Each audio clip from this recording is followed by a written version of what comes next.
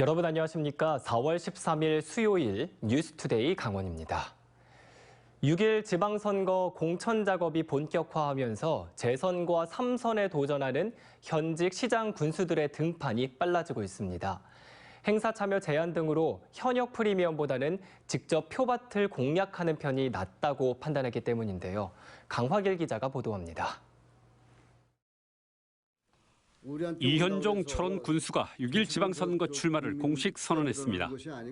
3선 도전인 만큼 좀 더 치밀하게 선거를 준비하겠다는 겁니다. 특히 당 공천을 신청한 경쟁자들과 맞붙어 경선에서 밀리지 않겠다는 포석으로 보입니다.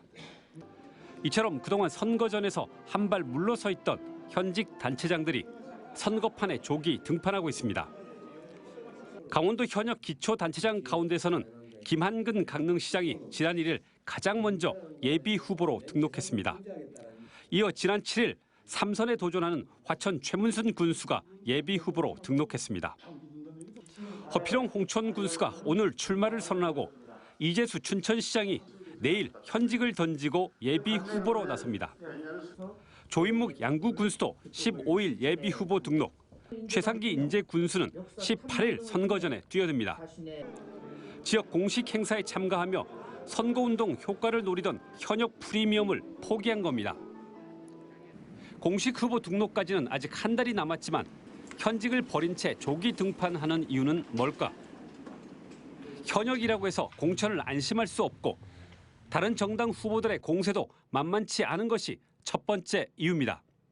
프리미엄이라는 게 평상시에나 경로당 문 열었을 때나 프리미엄이지 코로나 때문에 다 문 닫았는데 뭔 프리미엄, 당장 열흘 뒤에 가고 당내 경선인데.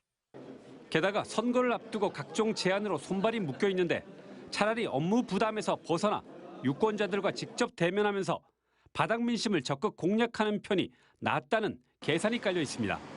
이제 일에 집중하다 보니까 그 현장에서 이렇게 인사드리고 말씀 듣고 하는 상황들이 많이 이제 적었었어요. 그러니까 왜 안 보이느냐. 아울러 지난 대선 국민의힘 승리가 이번 지방선거에 어떤 결과로 이어질지 판세를 예측할 수 없는 불안감도 작용하고 있습니다. 현직을 끝까지 유지하다 막판 선거전에 뛰어들었던 역대 선거와 달리 현역 단체장들이 일찌감치 선거판으로 쟁걸음을 놓으면서 지방선거 분위기가 후끈 달아오르고 있습니다. MBC 뉴스 강화길입니다. 양구에서 발생한 대형 산불이 사흘 만에 꺼졌습니다. 쓰레기 소각으로 인한 인재였는데 축구장 1000개의 산림이 불에 타면서 양구 지역 역대 최대 규모의 산불 피해로 기록됐습니다. 41시간 동안에 긴박했던 산불 현장을 허주희 기자가 전해드립니다. 시뻘건 불길이 산 전체를 휘감았습니다. 강한 바람을 따라 이곳저곳으로 번지며 16km까지 불길이 확산됐습니다. 지난 휴일 낮부터 시작된 산불이 빠른 속도로 옮겨붙으면서 민가를 위협하자 주민들이 직접 호수를 잡고 방어선을 구축하기도 했습니다.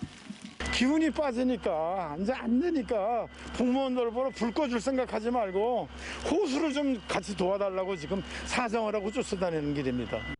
이튿날 오전 산불 연기로 하늘이 온통 뿌옇게 돼 헬기가 제대로 뜨지 못한 데다 강풍까지 불어 진화의 속도를 내지 못했습니다. 또 불에 잘 타는 침엽수가 많아 꺼졌던 불길도 계속 되살아났습니다. 다행히 바람이 잦아들면서 41시간 만에 주불이 잡혔고 산불 3단계도 해제됐습니다. 사흘째 이어진 불로 축구장 1000개가 넘는 720헥타르의 산림이 불에 탔습니다. 맨 처음 산불이 시작된 곳입니다.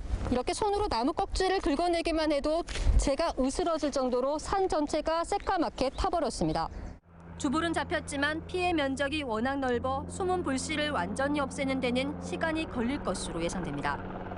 공무원 및 군 병력 등을 충분히 투입하고 책임 구역 등을 할당하여 산불 진화와 뒷불 감시를 철저히 하겠습니다. 경찰은 쓰레기를 소각동 없이 태우다 불티가 산으로 옮겨 붙은 것으로 보고 마을 주민 1명을 검거해 조사하고 있습니다. 산림당국은 산불 방화와 실화자에 대해 엄중한 처벌을 예고했습니다. 또 산림복구 추진단을 꾸려 피해 조사와 산사태 등 2차 피해 방지를 위한 응급복구와 복원 계획을 수립할 예정입니다. MBC 뉴스 허수입니다. 지난달 초 경북과 강원 동해안에서 발생한 산불 피해 주민을 돕기 위한 성금 모금액이 767억 원으로 집계됐습니다. 급한 대로 주택 피해 이재민과 세입자들에게 그 성금이 우선적으로 지급되기 시작했는데요. 김형호 기자가 보도합니다. 경북 울진과 강릉, 동해, 삼척 등 동해안 4개 시군의 산불 피해 주민들을 돕기 위해 전국에서 모금된 성금은 767억 원. 산불 피해 지자체와 전국 재해 구호협회, 사회복지공동모금회, 대한적십자 등이 기부금을 모금했습니다. 행정안전부는 주택 피해를 본 이재민과 세입자에게 먼저 성금의 일부인 182억여 원을 지급하기로 했습니다. 지역별 지원 대상은 경북 울진 328세대, 동해 74세대, 강릉 6세대, 삼척 1세대입니다.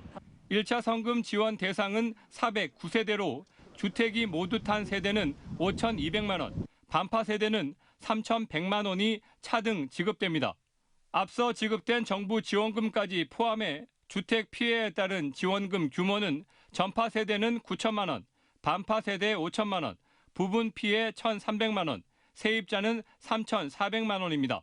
3년 전 속초 고성 산불 때에는 주택 전파 세대를 기준으로 1, 2차 성금만 7천만 원을 지급받아 세대당 1억 5천만 원이 지급됐습니다. 정부는 나머지 성금 모금액 585억여 원도 산불 피해 지역에 추가 지원이 되도록 할 계획이라고 밝혔습니다. 1차 성금 지원은 가장 시급한 주택 피해에 대해서만 배분이 됐고 그 외에 배분 항목이나 지급액, 지급 시기 관련해서는 앞으로 논의를 해나가야 되기 때문에 산불 피해 1차 성금은 피해 지역 이재민 개인 통장으로 일괄 지급되기 시작했습니다. MBC 뉴스 김영호입니다. 새 마스크를 뜯어도 라면 한 봉지를 끓여도 비닐 쓰레기가 나옵니다. 일상생활에서 가장 많이 발생하는 쓰레기 중 하나가 바로 이 비닐일 텐데요. 깨끗하게 잘 분류해서 버리면 다른 제품으로 만들 수도 있지만 현실적인 어려움 때문에 대부분이 소각 처리되고 있습니다. 그런데 소각도 못하고 매립되는 비닐도 적지 않다고 하는데요. 권기만 기자가 취재했습니다. 원주 기업도시에 있는 SRF 열병합 발전소입니다. 분리배출된 비닐 등으로 만든 고형연료를 태워 전기를 생산하고 있습니다. 국내에서 발생하는 비닐 쓰레기의 80% 이상이 이렇게 소각 처리되고 있습니다. 깨끗한 비닐은 색깔별로 분류한 뒤 녹여 배수설비, 보도블록 등의 제품을 만들 수 있습니다. 농촌에서 발생하는 폐비닐에서 기름을 추출하는 기술도 개발됐습니다. 하지만 아직은 들이는 비용에 비해 얻을 수 있는 수익이 적어 사실상 대부분 소각 처리되고 있는 실정입니다. 분리배출된 비닐 쓰레기 중에는 재활용은커녕 소각도 하지 못하고 땅에 묻어서 처리해야 하는 경우가 적지 않습니다. 가정에서 분리배출한 비닐 쓰레기를 살펴봤습니다. 플라스틱 빨대와 종이가 섞여 있고 내용물에 오염된 비닐도, 음식물이 그대로 담긴 비닐봉지도 비닐로 분류해 버렸습니다. 좀 묵직한 것도 있고요. 뭐 젖어가지고 뭐 무게가 나가는 것도 있고, 비닐이만 있는 게 아니라 이게 거기 종이부터 해가지고 플라스틱이 같이 혼입이 되어 있는 것들도 많이 있어요. 이런 비닐로 고형연료를 만들면 태워도 열 효율이 나오지 않기 때문에 SRF 제조 과정에서 배제됩니다. 오염된 비닐에 이물질을 제거하고 건조해서 사용할 수는 있지만 이 과정에 적지 않은 비용이 필요하기 때문에 결국 버려집니다. 저희 발전소는 SRF를 연료로 사용하고 있는데 반입되는 연료별로 품질의 차이가 있습니다. 분리수거가 잘 된 연료를 사용하면 보다 많은 전기를 생산할 수 있지만 저희는 품질 기준에 미달하는 연료는 반입하고 있지 않습니다. 폐기물관리법은 소각해 에너지를 얻는 것도 재활용으로 규정하고 있지만 전통적인 의미의 재활용이라고 보기는 어렵습니다. 근본적으로 비닐 사용을 최소화하고 깨끗하게 다시 쓰는 것이 최선입니다. 포장 충전재로 많이 사용하는 이른바 뽁뽁이, 에어캡의 경우에도 업체 측에서 수거하면 다시 쓸 수 있지만 부피와 수거 비용 부담에 대부분 소각되고 있는 실정입니다. 전문가들은 플라스틱 가운데 투명 페트병만의 별도 수거 체계를 갖춰 재활용률을 높인 것처럼 깨끗한 비닐도 별도의 수거 체계를 갖추는 등의 제도 개선이 필요하다고 지적합니다. MBC 뉴스 권기반입니다. 강원도 민생사법팀은 4월부터 12월까지 불법 미신고 숙박업소를 대상으로 특별 단속을 벌입니다. 현행법상 아파트, 원룸, 오피스텔, 상가의 숙박업 영업과 관할 시군청에 신고 없이 운영하는 민박 숙소도 모두 불법입니다. 강원도는 지난해 온라인 공유 숙박 사이트를 통해 불법 운영하던 동해안 3곳을 적발해 검찰에 송치한 바 있습니다. 강원도는 신고 숙박업소는 관련법에 따라 공중위생, 안전 등 지속적인 점검이 이뤄지고 있지만 미신고 불법 숙소는 범죄와 안전사고의 사각지대에 있다며 불법 행위를 근절하겠다고 밝혔습니다. 강원도교육청은 교육 결손 회복과 맞춤형 지원 등 3개 영역과 39개 과제로 구성된 교육회복 지원 종합계획을 마련했습니다. 이에 따라 교과목 특별 보충 프로그램, 교육 멘토링 등을 제공할 예정입니다. 또 학생들의 심리 정서를 지원하고 위기 학생을 위한 대안교실을 운영하는 등 포스트 코로나 시대의 맞춤형 교육을 제공할 계획입니다.